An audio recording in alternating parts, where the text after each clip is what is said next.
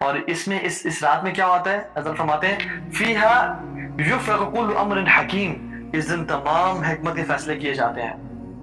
ابن عباس رحمہ اللہ فرماتے ہیں کہ اللہ سبحانہ وتعالیٰ جو اینول قدر ہے، جو اگلے سال ہمارے ساتھ ہونا ہے، وہ لوح محفوظ سے تمام اینجلز کو اللہ تعالیٰ دے دیتے ہیں کہ میرے بندوں کے ساتھ کیا کیا ہونا ہے اگلے سال۔ حتیٰ کہ ابن عباس فرماتے ہیں، اس کی ڈیٹیل میں جاتے ہیں، کہتے ہیں کہ یہ بھی لکھا جائے گا کہ اس بندے نے اگلے سال حج کرنا ہے یا نہیں کرنا، اس بندے کی زندگی کتنی ہے، یہ انسان اگلے سال رمضان دیکھ سکے گا یا نہیں دیکھ سکے گا، اس کی موت لکھی ہے یا نہیں لکھی، اس کا رزق کتنا بڑھے گا، اس کو کون سی جابز ملیں گی، کون سی جابز چھوٹیں گی، اس کی صحت کی ہر چیز کے بارے میں لیلۃ القدر کی رات میں لکھ دیا جاتا ہے۔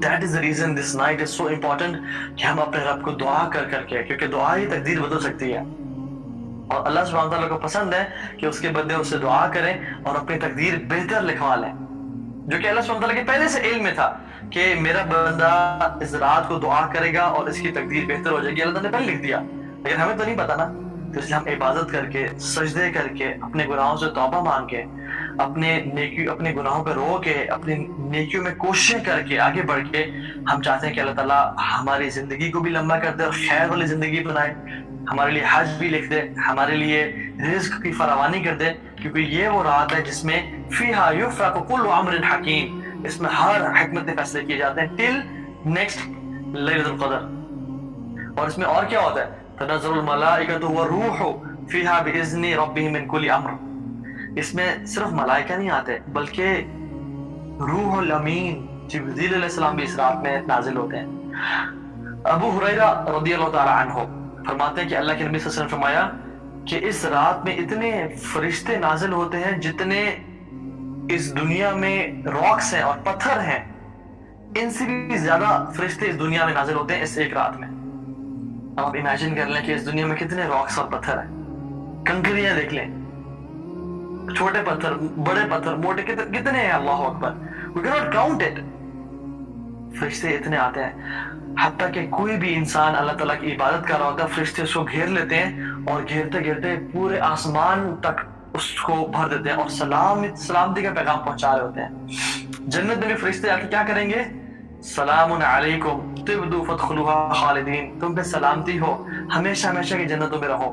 اس رات میں بھی فرشتے آتے ہیں اور سلامتی بھیجتے ہیں اور ہر انسان کو بس پیس، سکون، سکینت نازل کر رہے ہوتے ہیں۔ اور امام الملائکہ جبریل علیہ السلام بھی اس رات میں نازل ہوتے ہیں اور مسلمانوں کو سلام پیش کرتے ہیں۔ سبحان اللہ، کتنے شرف بات ہے، وہ جبریل جو رسول اللہ صلی اللہ علیہ وسلم پہ وحی لے کے آیا کرتے تھے، وہ جبریل جنہوں نے حضرت خدیجہ کی وہ شان اور مرتبہ تھا کہ ان کے بارے میں کہا کہ یا رسول اللہ صلی اللہ علیہ وسلم، اللہ تعالیٰ خدیجہ کو سلام دے رہے ہیں اور میرا جبریل کا بھی خدیجہ کو سلام دے رہے ہیں۔ اور ہماری امت محمدیہ کتنی بابرکت امت ہے کہ جبریل علیہ السلام ہمارے پاس بھی آتے ہیں اللہ تعالیٰ کا پیغام اور سلامتی لے کے۔ Isn't it amazing? And subhanallah, how beautiful it will be کہ جبریل علیہ السلام ہمارے گھر میں داخل ہوئیں اور ہمارے پہ سلامتی بھیجیں، ہم پہ پیس اور سلامتی کا حکم دیں اور ہر مسلمان کے گھر مل جائیں اور ہر شخص کے پاس جائیں۔ کتنی امیزنگ بات ہے کہ وہ اینجل جس کے 600 پر ہیں، ایک پر مشرق و مغرب کو بھر دیتا ہے، ان کے پروں سے روبیز اور جولز گرتے ہیں اور افضل الملائکہ، لیکن وہ بھی ہم جیسے گناہگاروں کے گھر میں آئے اس رات کی عبادت کی وجہ سے۔ یاد رکھیں، جو شخص اس رات میں عبادت کرے گا، قرآن میں، نماز میں، دعا میں، ذکر اذکار میں، صدقہ خیرات میں رات گزارے گا، یہ ملائکہ اسی کے پاس سلامتی لے کے آئیں گے۔ ابو ہریرہ رضی اللہ تعالیٰ عنہ مزید ایڈ کرتے ہیں اس میں اور کہتے ہیں کہ اس رات میں فرشتے آسمان کے ستاروں سے بھی زیادہ نازل ہوتے ہیں، trillions and trillions of angels اس رات میں نازل ہوتے ہیں اس دنیا میں، اس لیے تو اس دنیا میں سلامتی ہو جاتی ہے، سلام ہی حتی مطلع الفجر۔ اب اس رات کے بارے میں ذرا ہم بات کر لیتے ہیں کہ یہ جو رات ہے، لیلۃ القدر کی جو رات ہے، یہ کون سی رات ہے؟ میں اس کی بہت ڈیٹیلز میں نہیں جاؤں گا، although اس میں بہت زیادہ ڈسکشن ہے، لیکن bear with me، جو بھی احادیث کا ہم جو خلاصہ ہے وہ انشاءاللہ پڑھتے ہیں۔ تو اس کے لیولز ہیں، بیسیکلی نیچے والا لیول، اوپر والا لیول، اس طرح سے لیولز ہیں۔ The first level is عمر रज़ी अल्लाह तआला अन्हु और हज़रत आयशा रज़ी अल्लाह अन्हु, उमर रज़ी अल्लाह तआला अन्हु सही मुस्लिम में और हज़रत आयशा रज़ी अल्लाह तआला अन्हा सही बुखारी में फरमाते हैं कि अल्लाह के नबी ने फरमाया कि इस रात को आखिरी अशरे में ढूंढो, लास्ट 10 नाइट्स में ढूंढो। ठीक है, इस तरह की बहुत सारे और हदीस भी हैं। हम एक लेवल ऊपर आते हैं, लेवल 2, हदीस आयशा रज़ी अल्लाह तआला अन्हा फी सही मुस्लिम में कि अल्लाह के नबी ने फरमाया कि लैलतुल कद्र की रातों को आखिरी अशरे की, रमजान के आखिरी अशरे की ऑड नाइट्स में तलाश करो, which is the 21st of night, 23rd, 25th, 27th, 29th।